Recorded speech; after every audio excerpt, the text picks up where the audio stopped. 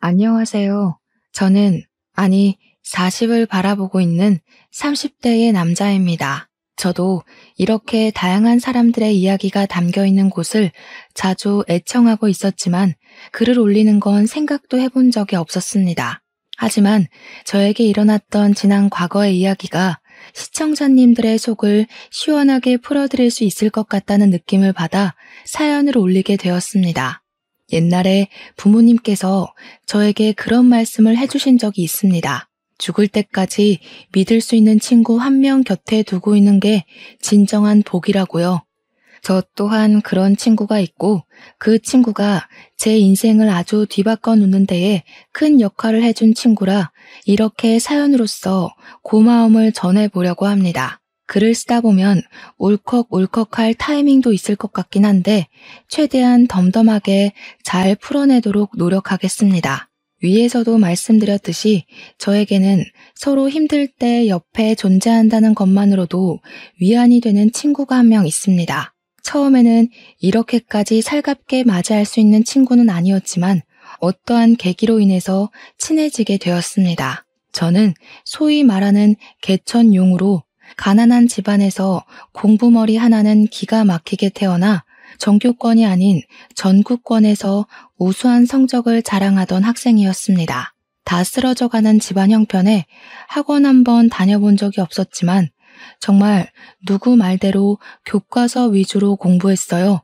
처럼 했더니 성적이 쑥쑥 올랐습니다. 물론 비싼 과외를 받는 친구들에 비해 각고의 노력이 필요하긴 했지만 공부를 하면 할수록 이해가 되고 성적이 오르니 제 스스로 만족도가 올랐습니다. 그렇게 열과 성의를 다해 공부를 했던 저는 당연히 수능에서도 우수한 성적을 냈고 당당하게 의대에 진학할 수 있었습니다. 제가 의대에 진학을 한 이유는 딱 하나였습니다. 가난한 이 달동네를 벗어나고 싶다는 열망, 오로지 그것이었습니다.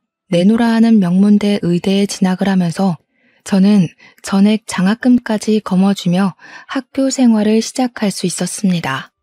학교에 입학하는 날까지도 내가 최고다 하는 마음으로 스스로의 자존감을 올리며 학교에 첫 발을 디디게 되었습니다. 하지만 학교를 다니면 다닐수록 그 마음이 점점 무너져 내리게 되었습니다. 명문대 의대는 사교육에 목숨을 걸고 노력했던 친구들이 널려 있었기 때문이었습니다. 한마디로 공부 잘하는 애들은 널렸고 집안 좋은 애들도 널려 있었습니다.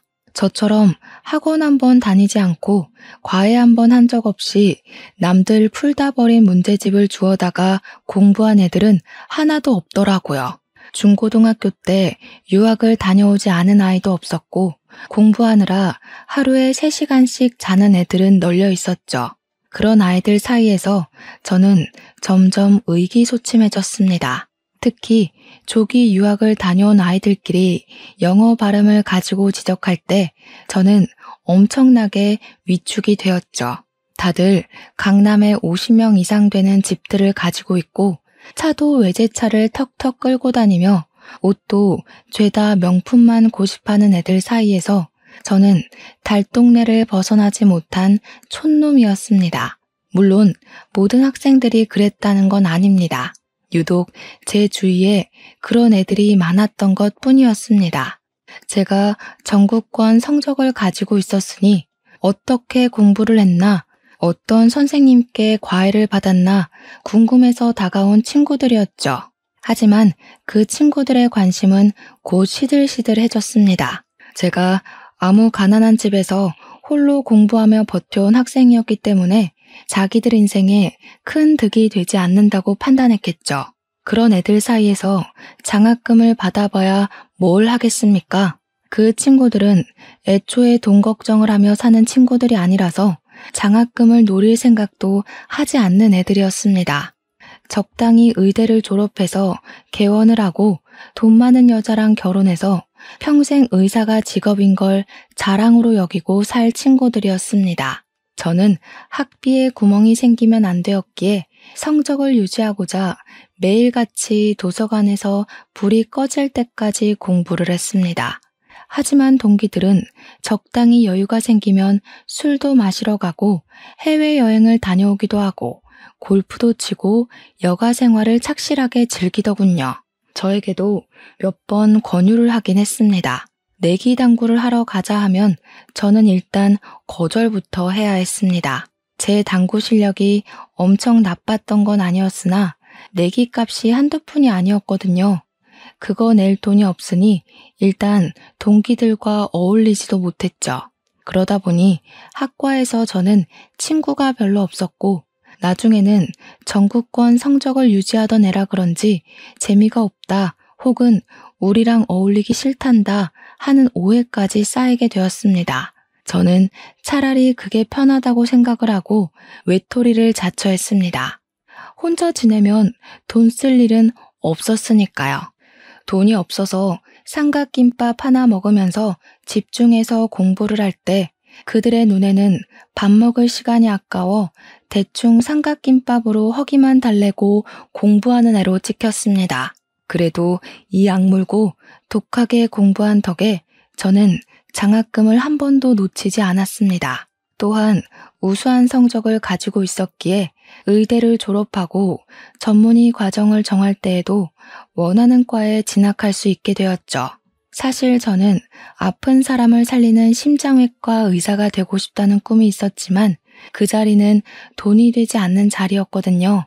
결국 저는 돈이 되는 성형외과나 피부과로 마음을 굳혔고 고민을 하다가 결국 성형외과를 선택하게 되었습니다. 그때 동기들에게 욕도 먹고 시기 질투도 엄청나게 받았습니다. 하루 종일 공부만 하더니 결국 성형외과를 가는 거냐고 역시 돈이 최고지 하는 소리를 들어야만 했죠. 저에게 손가락질을 하는 무리들 속에서 유일하게 제 편을 들어주던 친구가 하나 있었습니다. 네, 그 친구가 저의 평생 친구나 다름없는 그놈입니다.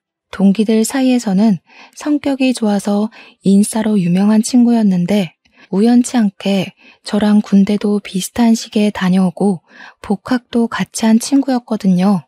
수업도 몇 번 같이 듣곤 했던 그 친구는 진로를 결정하다가 결국 산부인과를 선택했었어요. 우연치 않게 주변에 있다가 동기들 사이에서 제 이야기가 나오는 것을 듣고 멈칫해 있는데 그 친구가 딱 제 편을 들어주더라고요. 유독 저에 대한 유언비어를 퍼뜨리는 친구에게 야, 경석이가 성형외과에 가든 말든 너희들이 뭘 보태줬다고 고나리 짓을 하냐? 하면서요. 제가 성형외과에 가게 된 것이 부러우면 너네도 놀지 말고 공부하지 그랬냐고 막 쏘아대더라고요. 허구한 날 당구 치고 볼링 치고 술 먹고 하더니 성형외과 못 가게 돼서 질투하는 거 아니냐고 사실만 이야기를 하더라고요. 그때 저는 제가 없는 곳에서 제 편을 들어준 친구에게 따뜻한 마음을 느끼고 그 친구를 위해서라면 저도 발벗고 나서야겠다고 생각했습니다. 그렇게 모든 과정을 마칠 때까지 저희는 붙어 다니게 되었고 둘도 없는 동기가 되었습니다. 저는 졸업 후에 강남에 있는 성형외과에 취직을 하게 되었고 동기는 대학병원에서 산부인과 일을 보게 되었습니다. 제가 성형외과에 취업을 하고 얼마 지나지 않아 만나게 된 여자가 하나 있었는데 매번 저에게 공짜로 보톡스를 놔달라, 필러를 놔달라 하더라고요. 크게 문제될 건 없었으니까 여자친구의 사리사욕을 위해 제가 여러 번 얼굴에 시술을 해주기도 했었죠. 그렇게 1년을 만나다가 여자친구에게 결혼을 하자고 이야기를 했더니 저한테 그거 진심이냐고 하면서 막 깔깔 웃더라고요. 저에게 자기네 집안이 얼마나 빵빵한 줄 알고는 있는 거냐고, 혹시 결혼해서 팔자 펴보고 싶어서 그런 거냐고 하더라고요. 저는 단지 여자친구에게 진심으로 평생 잘해주고 싶어서 저 정도 벌면 먹고 사는 데는 문제가 없을 것 같아 미래를 함께 하자고 했을 뿐인데요. 여자친구는 자기네 집안이 탐나서 제가 욕심을 부린 줄 알더라고요. 그러더니 오빠는 개천용이라서 부담이 된다.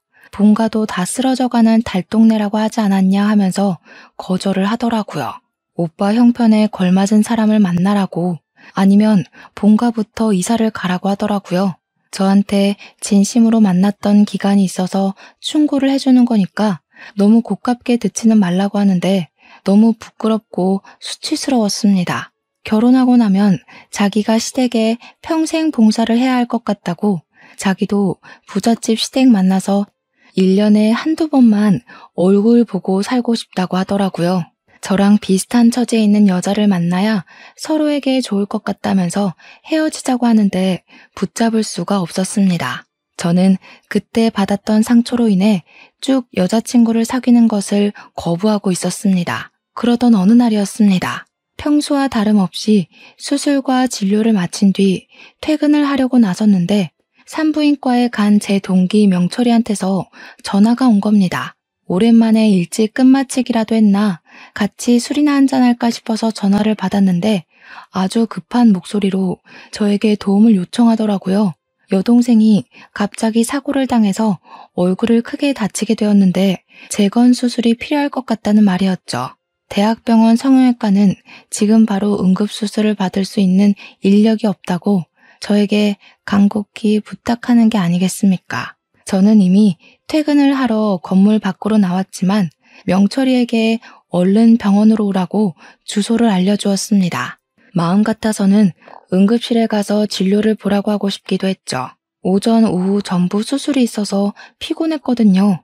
하지만 유일하게 제 편을 들어주었던 친구였고 저도 발벗고 나서주기로 결심했던 친구였기에 병원에 다시 들어갔습니다. 당직 간호사들에게 이야기를 하고 퇴근한 마취과 선생님까지 다시 부탁드려 모시고는 수술을 준비했습니다. 8시쯤 명철이가 동생을 데리고 병원을 왔는데 정말 얼굴이 말이 아니더군요. 코는 옆으로 휘어져 골절이 있었고 눈꺼풀이 찢어져 있었고 얼굴뼈가 안쪽으로 살짝 함몰된 것 같았습니다. 정말 누가 쇠파이프로 얼굴만 때렸나 하는 생각이 들 정도로 심각한 상태였습니다. 정말 대수술이겠구나 싶어서 빠르게 준비를 했고 저녁 8시부터 수술이 시작되었습니다. 늘 저와 호흡을 맞추던 간호사들이 없어서 조금 불편하긴 했지만 베테랑들이라 그런지 금방 손발이 맞더라고요. 피가 많이 흐르고 있었기에 빠르게 지혈을 하고 마취에 들어갔습니다. 함몰된 뼈를 고정하고 패인 곳에는 실리콘을 넣고 휘어진 코를 조정하고 눈꺼풀이 찢어진 곳은 아예 쌍꺼풀을 새로 만들었습니다. 흉이 남을 것이 분명했던 자리였기에 최대한 가리기 위한 어쩔 수 없는 선택이었습니다. 얼굴형이나 모습이 확실히 실리콘을 넣음으로써 달라지긴 했습니다. 수술로 인해서 많이 붓긴 했지만 명철이 동생의 원래 얼굴을 아는 사람이라면 수술 자체는 성공적이었다고 말하고 싶네요. 수술이 전부 끝나고 나니까 무려 새벽 2시더라고요. 6시간을 꼬박 수술에만 매달린 것이었습니다. 저는 제 일을 도와준 간호사와 마취과 의사에게 진심으로 감사함을 전하고 미안한 마음으로 1인당 50만 원의 금일봉을 지급했습니다. 간호사들은 갑자기 생겨버린 수술에 불평을 하다가 50만 원이 입금되니까 바로 고생하셨다고 태도를 바꾸더라고요. 역시 돈이 최고지?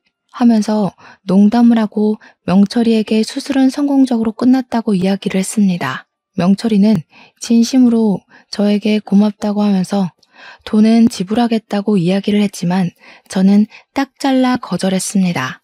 명철이가 그래도 하면서 계속 우물쭈물하길래 내가 얼마나 잘나가는 성형외과 의사인 줄 아냐고 했죠. 재건 수술하는 데만 몇 천만 원을 받는 의사인데 갑자기 그 돈을 어떻게 주겠냐고 마음만 받을 테니까 너도 나중에 나 필요할 때 한번 도와줘라 했습니다.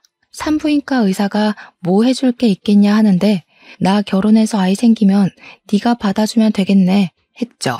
명철이가 막 웃으면서 너 연애 안 하고 비혼으로 살겠다더니 진심이냐 하더라고요.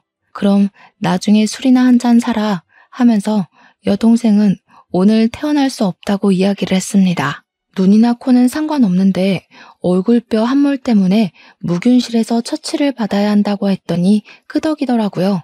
당직 간호사들에게 부탁을 하고 저는 녹초가 되어 퇴근을 했습니다. 그 뒤로 출근을 하면 매일같이 무균실에 들어가서 명철이 동생의 상태를 확인했고 추가 수술은 필요가 없는지 잘 아무는지 지켜보고 있었습니다. 코가 골절이 된 부분은 보이지 않게 절개 수술을 했는데 안화골절은 어쩔 수 없이 볼에 흉터가 남았습니다. 저는 그 흉이 티가 나지 않도록 옅게 패인 부분은 흉터 치료를 하고 깊은 부분에는 보조개를 만드는 것이 어떻겠냐고 물어보았습니다. 명철이 동생은 끄덕였고 보조개 수술을 시작했고요. 그건 뭐 거의 시술이나 다름없어서 30분 안에 끝났습니다. 명철이는 말끔해진 동생의 얼굴을 보고 조금 낯설어 하면서도 성형의 힘이 이렇게 중요한 거라고 동생에게 장난을 치더라고요. 저에게 진심으로 고맙다 하는 말도 잊지 않았죠. 명철이 동생은 수술한 지 열흘 만에서야 퇴원을 할 수 있었고 얼굴에 멍이 많이 남아있어서 멍에 바르는 크림을 꼭 쓰라고 설명도 아끼지 않으셨습니다. 그 비용은 모두 제 개인비로 처리를 했기에 뼈아픈 손실이 당연히 일어났지만 명철이가 제 편을 들어줬었던 지난날을 생각하면 아깝지 않았습니다. 그날 이후로 가끔 가다 명철이를 만나서 술도 한잔하고 밥도 먹고 했는데 여동생이 정말 미인이 되어서 가끔 낯설기도 하다고 하더군요. 제가 어떻게 사고가 났길래 다른 데는 멀쩡하고 얼굴만 그렇게 된 거냐고 아무리 생각해도 이상하다고 했죠. 그러니 명철이가 한참을 고민하다가 그제야 말을 해주더라고요. 여동생이 남자친구랑 싸우고 헤어지자고 했는데 남자친구가 손버릇이 무척이나 안 좋은 놈이었던 거죠. 홧김에 애를 그렇게 만들었다고 하는 겁니다. 응급실을 가야 하나 순간 고민을 했지만 하필 다친 곳이 얼굴이라 제 생각이 났다고 하더라고요. 그 정신 나간 놈은 어떻게 했냐? 경찰에 신고는 했냐 하니까 아는 변호사의 도움으로 지금 재판 중에 있다고 했습니다. 치료비 배상이 나오면 저에게 주겠다고 해서 아니라고 동생이 심리치료를 받을 수 있게 사용하라고 했죠. 명철이가 안 그래도 그것 때문에 고민이라고 하더라고요. 여동생이 상처를 크게 입어서 그런지 대인기피증까지 오게 됐다고요. 지나가는 사람들이 갑자기 해코지를 할 것 같다는 느낌을 받아서 길거리도 못 돌아다닌다고 결국 미국으로 가서 잠시 지내다 오기로 했대요. 그러면 저 명은이가 너한테 꼭 고맙다고 전해달라고 했다고 하더라고요. 저는 당연히 의사로서 해야 할 일을 한 거라고 말은 했지만 이상한 놈한테 걸려서 그런 상처를 입은 명철이 동생이 좀 안타까웠습니다. 명철에게 위로의 말을 전하고 저희는 또 그렇게 바쁜 각자의 일상으로 돌아갔습니다. 그 뒤로 저에게 일복이 터진 것인지 진짜 너무너무 바빴습니다. 성형외과에 찾아오는 손님들도 무척이나 늘었고요. 또 제가 젊은 의사임에도 불구하고 실력이 좋다고 소문이 나서 방송가에서도 저를 찾아오고 했습니다. 연예인 지망생들부터 방송국에서도 출연해달라는 문의가 빗발치기 시작했습니다. 바쁘게 살던 와중에 제가 방송을 하나 나가게 되었는데 그 프로그램에서 코너 속의 코너를 진행하는 캐스터와 안면이 생기게 되었습니다. 저한테 먼저 살갑게 선생님이 성형을 그렇게 잘하신다고 하던데 제 친구들도 선생님께 코 수술했더라고요. 제 코도 한번 봐주세요 하면서 다가왔습니다. 코 수술 이미 하신 거 아니냐고 물어보니 했죠. 근데 방송물 먹는 애들은 2번, 3번 하잖아요. 하더라고요. 자기는 한 번밖에 안 했다면서 지방 촬영 때문에 바쁘긴 하지만 시간 내서 찾아오겠다고 하더라고요. 성격이 참 털털해 보였습니다. 그래서 연락 주고 오시라고 명함을 하나 드렸어요. 그 뒤로 연락이 왔는데 성형 얘기는 물어보지도 않고 제 개인사를 막 물어보더라고요. 원래 성형외과 의사들이 엄청난 재력가 집안 자제들이라는데 그거 루머죠? 하면서 말이죠. 그래서 제가 네, 루머예요. 저도 개천용인데요. 했더니, 어머, 나 개천용 정말 좋아. 그거야말로 진짜죠. 자기 관리 잘하고 자기 일 열심히 한 사람의 증거 아니겠어요? 너무 멋있다. 그러면서 자기가 이번에는 전주에 왔는데 여기 비빔밥이 진짜 맛있다고 사진 찍어서 보내주기도 하더라고요. 어떤 날은 오늘 촬영은 산행이 있어요 하면서 산 정상에서 찍은 셀카도 보내주고 하는 게 아니겠습니까? 저한테 자주 연락하고 매력 어필도 꽤 많이 하더라고요. 처음에는 얼떨떨해서 뭐지? 하면서 넘겼는데 저도 점점 이 여자의 연락이 기다려지고 뭐 하는지 궁금하고 그러더라고요. 하루 종일 연락이 없는 날이면 핸드폰에서 시선을 떼질 못하는 저를 발견하고는 헛웃음을 짓기도 했습니다. 한 3일째 연락이 없던 어느 날 제가 궁금해서 먼저 연락을 하게 되었습니다. 성형외과에 한번 오신다더니 안 오세요? 하고 그랬더니 바로 답장이 오는 게 아니겠습니까? 뭐예요? 보고 싶다, 궁금하다, 어디서 뭐하냐, 이런 연락일 줄 알았더니 고객 유치? 이러면서 너스레를 떨더라고요. 그래서 솔직하게 말을 하게 되었습니다. 아닙니다. 궁금했습니다. 보고 싶습니다. 이렇게 남자답게 말이죠. 그랬더니 그분도 보통 성격은 아니신지 저에게 바로 오늘 데이트하자고 요청을 하시더라고요. 저희 둘이 길 가다가 알아볼 만큼의 유명인사는 아니긴 했지만 간혹 가다가 알아보는 사람들이 있긴 하더라고요. 그래서 마스크도 쓰고 모자도 눌러 쓰고 그러면서 데이트를 즐기기 시작했습니다. 저야 그냥 성형외과 의사라지만 그분은 방송인이니까 괜히 스캔들이라도 터지고 하면 그렇지 않겠습니까? 그렇게 몇 번을 밖에서 만나다가 마음이 깊어지고 연애를 시작하게 되었는데 막상 연애를 시작하고 나니까 이 사람이 얼마나 바쁜 사람인지를 알게 되었습니다. 하루 종일 연락이 되지 않을 때도 있었고 지방 촬영이 일주일에 한 번 이상은 꼭 잡히더라고요. 보고 싶을 때 볼 수 없다는 사실이 조금 슬프게 느껴지긴 했지만 그만큼 제가 이 사람을 사랑하는구나 하고 깨닫게 된 계기도 되었습니다.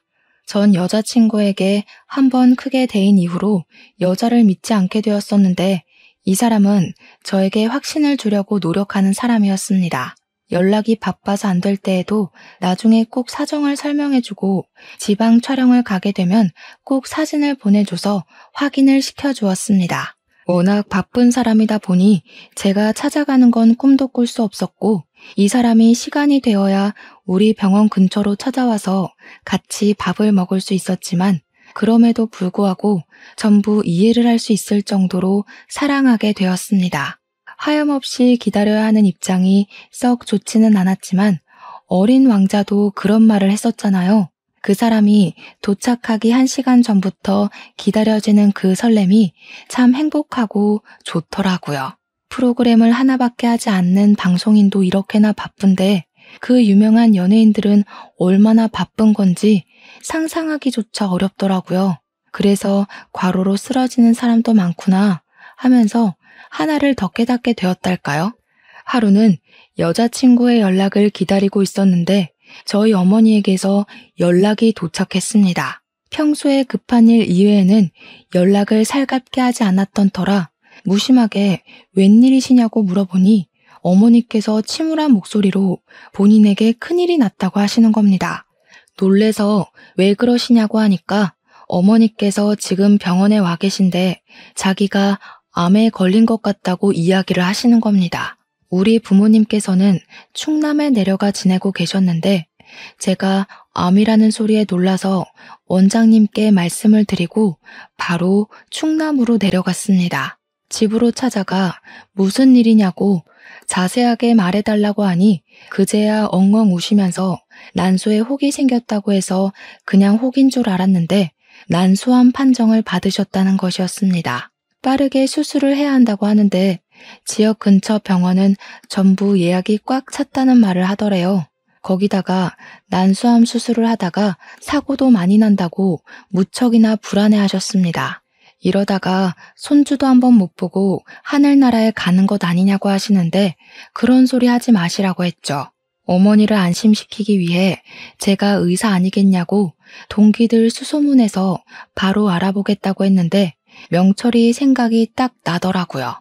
명철이가 산부인과 의사였고 대학병원에서 일하고 있었으니까요. 바로 연락을 해서 명철이에게 너네 병원에서 진료를 좀 받을 수 있냐고 물어보니까 명철이가 저한테 결혼할 여자라도 생겼냐고 하더라고요. 축하한다면서 산전검사가 유행이니 뭐니 하길래 그게 아니라 우리 어머니께서 아프시다 말을 했습니다. 화들짝 놀라길래 난소암이라고 하는데 수술이 가능할지 모르겠다고 여기가 시골이라서 좀 알아봐 줄 수 있냐고 말했더니 바로 서울로 오라고 하더라고요. 서울에 와서 다시 한번 진단을 받아보는 게 좋을 것 같다고 해서 제가 사는 오피스텔로 부모님을 모시고 올라왔습니다. 원래 대학병원에서 진료를 받으려면 짧게는 한 달, 길게는 몇 년도 기다린다고 하더라고요. 근데 명철이가 너무나도 고맙게 본인 담당 교수님 스케줄을 변경해서 바로 예약을 잡아줬습니다. 제가 명철이에게 네가 진료를 봐줘도 되는데 라고 하니 자기는 아직 펠로우라고 수술을 하긴 하지만 그래도 권위자가 하는 게 좋지 않겠냐고 하더군요. 서울에 올라와서 CT도 찍고 피검사도 하고 여러 가지 검사를 마친 뒤 교수님을 배웠는데 저에게 지방병원에서 난소암 3기라고 했냐고 의아한 표정으로 물으시더라고요. 그러면서 다시 보니까 1기 정도로밖에 안 보입니다. 아마 판독하다 실수가 난 것 같다고 차근차근 설명을 해주셨습니다. 수술은 바로 하고 꾸준히 항암 치료 받으시면 완치 가능성이 높으니까 겁먹지 마시라고 환자의 의지가 중요하다고 하시더라고요. 제가 감사합니다 하니 교수님께서 저를 기억하신다고 하시더라고요. 경석이가 명철이네 학번 수석 아니었냐고 심장외과에 관심 있어 하더니 성형으로 갔다고 심장외과 김 교수가 아주 아쉬워했다고 하시면서요. 부모님 앞에서 수석 이야기를 꺼내주시니까 뭔가 뿌듯하더라고요. 기억해 주셔서 감사하다고 했더니 걱정하지 말고 마음만 편하게 먹으라고 스트레스 안 받아야 수술도 잘 되는 거라고 해주셨습니다. 그 뒤로 어머니께서는 바로 입원을 했고 기다림이 무색하게 정말 번갯불에 콩 구워 먹듯 수술까지 받을 수 있게 되셨습니다. 저도 의사이지만 일에서 인맥이 참 중요하다고 하는 거더라고요. 제가 정신이 없는 사이에 여자친구에게서 연락은 있었지만 한 번을 찾아오지 않았습니다. 저랑 그래도 꽤 오래 만난 사이고 우리 나이가 점차 차올라가니까 슬슬 결혼 이야기도 꺼내고 싶었거든요.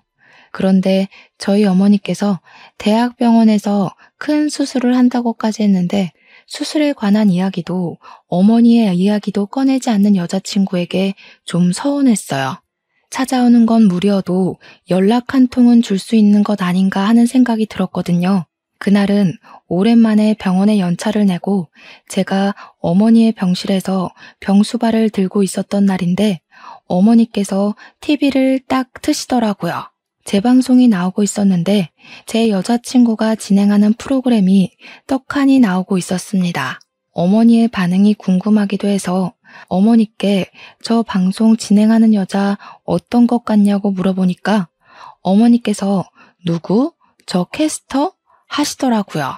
예쁘게 생긴 것 같지 않냐? 실제로 보면 더 예쁘다더라 하니까 어머니께서 피식 웃으시는 겁니다. 얘가 공부만 하느라 아무것도 모르는구나. 저 여자 예전에 엄청난 스캔들 하나 있었잖아. 뭐라더라? 무슨 대기업 회장이 스폰서라고 그랬나? 아무튼 누구 첩질한다고 난리 났었잖니.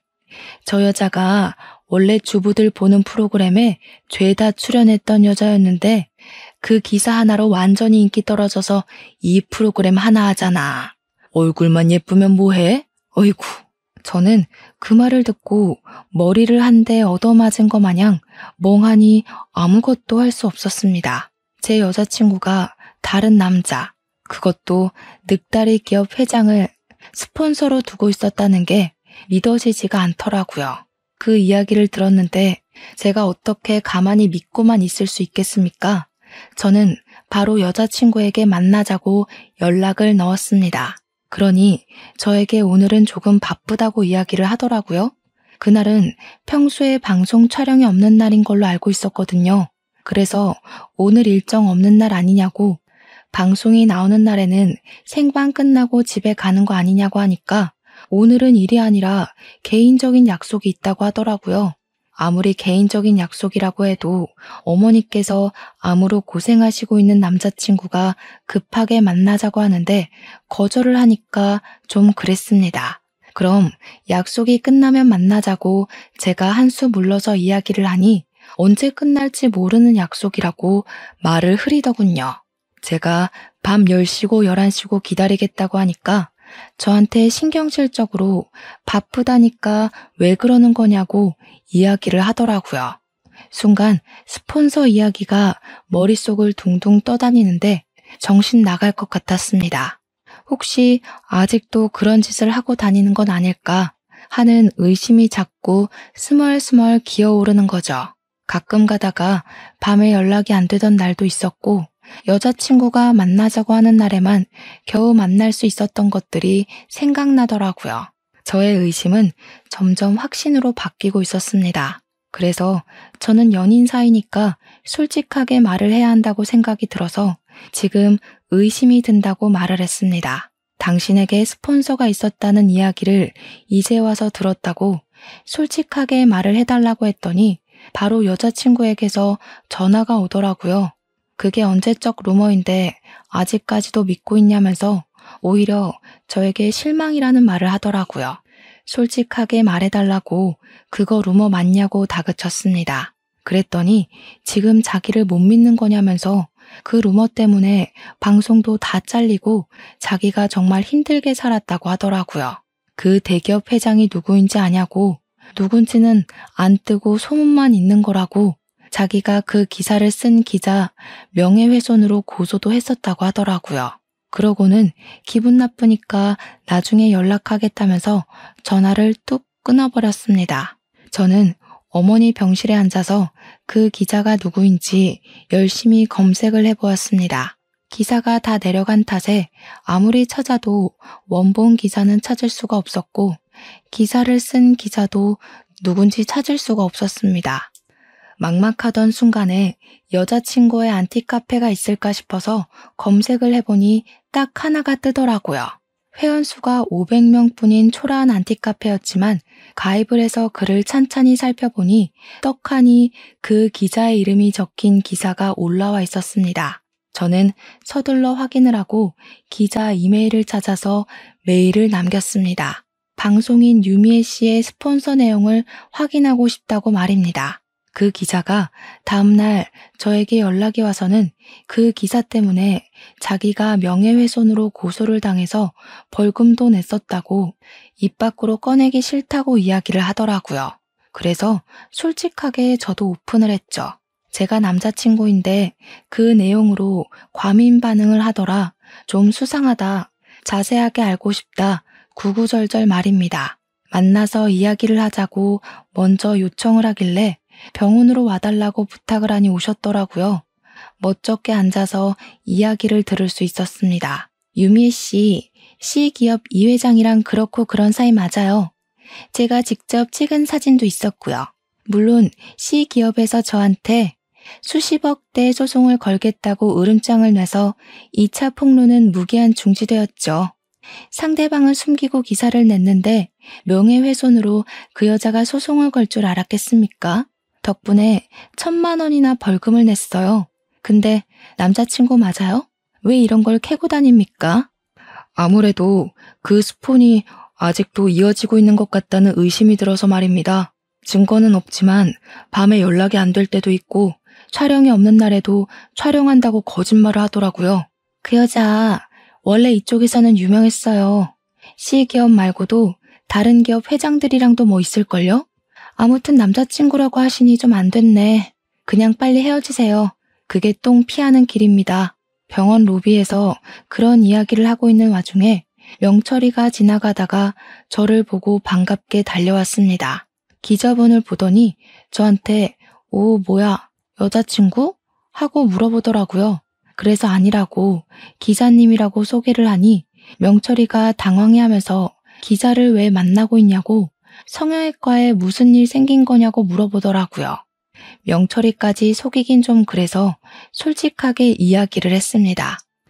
사실 방송인 유미애가 내 여자친구라고 말이죠. 그랬더니 명철이가 기자를 향해서 잘 만나고 있는 커플 헤어지게 하려고 사생활을 캐는 거냐고 하더라고요. 오해가 단단히 쌓인 것 같아서 그런 거 아니라고, 여자친구가 스폰서 일을 한다는 소문을 들어서 확인차 만난 거라고 했죠. 그러니 명철이가 갑자기 유미애? 유미애? 하더니 얼굴이 사색이 되더라고요. 그 표정을 보고 저도 놀라서 뭐 아는 거 있냐고, 유미애랑 아는 사이냐고 물어봤더니 명철이가 저한테 이야기를 해주더라고요. 우리 동기 혜성이 있잖아. 혜성이가 몇 년 전에 산부인과를 개업했는데 거기 단골 손님이거든. 제가 명철이한테 너 아직도 혜성이랑 연락하고 지내는 거냐 하니까 명철이가 혜성이가 자기 여자친구라고 하더라고요. 졸지에 잠복 근무를 하는 형사도 아닌데 완전 무장을 하고 퇴근 시간을 맞춰 저와 명철이 그리고 기자님까지 셋이서 혜성이의 산부인과로 향했습니다. 혜성이에게 어떻게 이야기를 꺼내야 할지 고민을 하다가 사실 내가 유미의 남자친구다 하면서 운을 뗐습니다. 스폰서 짓을 아직도 하고 있는 듯하니 결론은 진료 기록을 보고 싶다는 말이었습니다. 그러니 혜성이가 저를 싸늘하게 바라보면서 환자 진료 기록을 제3자에게 보여주는 건 불법이라 안 된다고 하더라고요.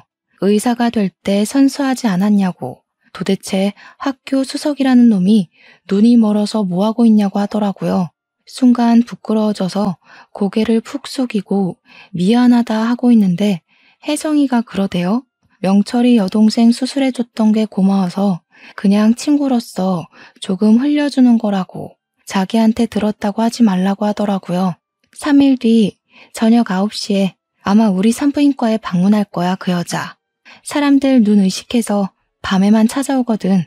피임 기고 시술할 때가 돼서 아마 그거 하러 다시 찾아올 건데 그때 뭐 누구랑 오는지 한번 보던가. 절대로 혼자서는 안 오거든. 자기 돈줄이랑 오지.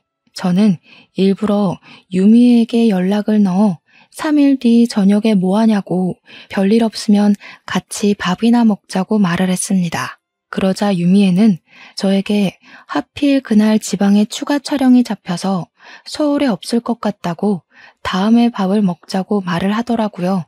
저는 그날 혜성이의 병원에 가기 위해서 유미애가 술을 쓰는구나 느끼게 되었습니다. 최대한 아쉬운 척하면서 그럼 나중에 서울에 오면 보자고 이야기를 했더니 지방 촬영하고 나면 힘들다고 일주일 뒤에 보자고 하더군요. 명철이에게 이야기를 들어보니까 피임 시술을 하면 며칠은 좀 쉬어야 된다고 하지 않겠습니까? 저는 이를 갈고 복수를 하기 위해 차근차근 계획을 짜기 시작했습니다. 결전의 그날이 다가오고 저는 긴장감으로 손이 미끄덩거릴 정도로 땀을 줄줄 흘렸습니다. 혜성이의 산부인과가 저녁 6시 30분이면 문을 닫기 때문에 저와 명철이 그리고 기자까지 3명은 산부인과 안에 몰래 들어와 잠복을 하고 있었습니다. 큰 병원이 아닌 개인 병원이라서 가능한 일이었습니다. 한참을 기다리고 있는데 정말 9시가 조금 넘자 유미애가 불 꺼진 산부인과에 간접등 불빛에 의지를 한 채 들어오더라고요. 명철이는 저게 유미애가 맞냐면서 긴가민가해 했지만 저는 한눈에 딱 알아볼 수 있었습니다. 모자를 푹 눌러쓰고 마스크로 얼굴을 꽁꽁 싸맨 채 조심히 들어왔지만 말이죠. 왜냐하면 그 모자와 마스크가 저랑 데이트할 때도 자신의 신변을 숨기기 위해 사용했던 소품이었어요. 웬 남자의 팔짱을 끼고 둘이 다정하게 들어왔는데 이상하게 젊어 보이는 겁니다. 시기업 회장은 늙어서 머리가 다 벗겨진 사람이었는데 옆에 있는 남자는 머리숱이 아주 풍성한 사람이더군요. 혹시 매니저는 아닐까, 내가 헛다리를 짚은 걸까 하면서 누구지 하고 있는데 기자님이 그러시더라고요.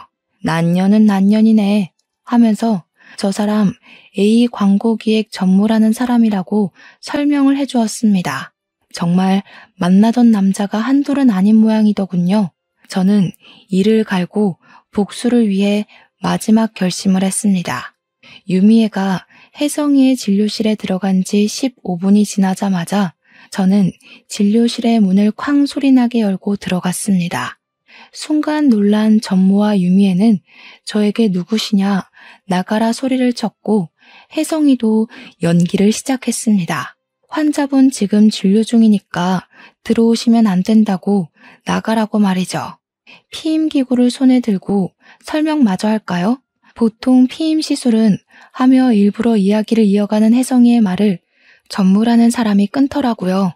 저는 유미애를 향해 너 딱 걸렸어 라고 말을 했고 전무는 여기 사람 없냐고 이 사람들 좀 끌어내라고 소리를 치더라고요. 영업이 끝난 산부인과에 다른 직원이 누가 있겠습니까? 기자는 바로 셔터를 눌렀고 그 둘은 얼굴을 가리면서 찍지 말라고 연신 소리치고 있었습니다. 나가려는 전무를 명철이가 뒷덜미를 잡아두었고 유미애는 꼼짝도 못하고 저한테 오빠 오빠 하더라고요. 제가 싸늘하게 쳐다보자 갑자기 신경질을 내며 소리를 쳤습니다. 지금 나를 미행한 거야? 여긴 어떻게 알고 찾아온 거야? 그래, 미행했다. 이게 더럽게 스폰을 받고 다녀? 저희 둘이 싸우고 있는데도 전무라는 사람은 본인 신상을 숨기기에 바쁘더라고요. 기자의 카메라를 잡아차려고 하는데 명철이가 막았습니다. 유미애는 저에게 오해하는 거라고 이야기를 했지만 저는 피임기구를 가리키며 저게 어떻게 오해냐고 했죠. 피임 시술에 대해 이야기하는 걸 다 들었는데 다른 남자랑 떡하니 나타나서 뭐 하는 거냐며 유미애의 뺨을 치려고 했습니다. 그러자 혜성이가 저를 말리더라고요. 환자분, 지금 임신 초기 상태라 안정을 취해야 합니다. 폭력을 쓰시면 경찰 부를 거예요? 저는 그 말에 세상이 무너지는 것 같았습니다. 기자는 바로 이거 완전 대박 기사감이라며 진료실을 나섰고 유미애는 저에게 매달리기 시작했습니다. 아마도 제 아이라고 속이려고 했던 것 같습니다. 피임기구는 시술을 하려던 게 아니라 제거를 하려고 했던 것 같고요. 그 A 광고 전무라는 사람도 유부남이었는지 저에게 돈을 주겠다며 비밀로 해달라고 기사도 쓰지 말라고 애원을 했습니다. 제가 그걸 왜 들어줘야 하는지 모르겠더라고요. 이미 기자는 기사를 쓰러 갔는데 말이죠. 기자는 명예회복을 위해서 그런 건지 모르겠지만 C기업에 연락을 넣어서 유미에게 다른 스폰서도 있고 임신도 한 사실을 알렸다고 했습니다. 제대로 이를 갈았는지 기사는 연일 특종에 올랐고 유미애는 바로 매장되었습니다. 딱 하나 하던 프로그램에서도 자취를 감추게 되었죠. 저는 당연히 헤어졌고요. 유미애는 유부남 킬러라는 별명이 생겼습니다. 그 이후로 여자에게서는 단 한 통의 연락도 오지 않았습니다. 저희 어머니는 수술이 잘 되어서 항암도 3차까지만 하면 된다는 이야기를 들었고요. 이래서 참 인연이 중요하다는 생각을 하게 되었죠. 혜성이랑 명철이도 저에게 곧 결혼을 하게 되었다면서 청첩장을 주길래 축하의 말을 아낌없이 전했습니다. 저에게 좋은 인연이 나타날 거라고 하길래 저도 당장 결혼 생각은 없지만 좋은 사람이 나타났으면 좋겠다고 했습니다. 아마 이런 일을 겪고 났으니 다음에는 더 좋은 사람 찾아갈 수 있겠죠? 여러분들도 저를 응원해 주셨으면 좋겠습니다. 제 이야기는 여기서 마치도록 하겠습니다. 감사합니다.